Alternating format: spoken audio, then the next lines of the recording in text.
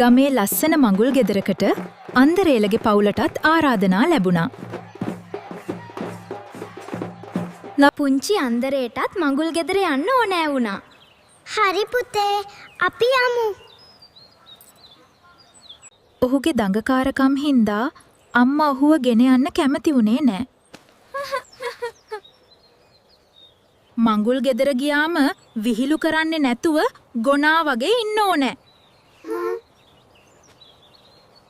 හා අම්මේ මං ගොනා වගේම ඉන්නම්.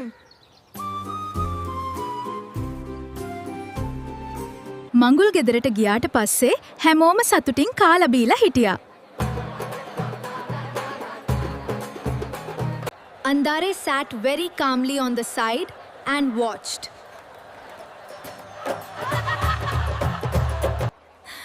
Oh, my precious boy. I'm so glad you're safe. Thank you.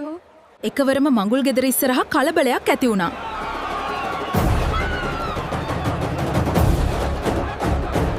අන්දරේ ගොනා වගේ හැසිරෙමිත් මිනිස්සුන්ට ඔළුවෙන් ඇනගෙන යනවා. මොකද්ද මේ කරන්නේ පුතේ?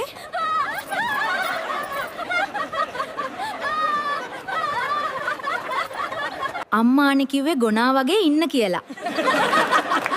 ඉතින් මං එහෙම කළා. ඒක ඇහුවාම හැමෝම hina වෙන්න ගත්තා.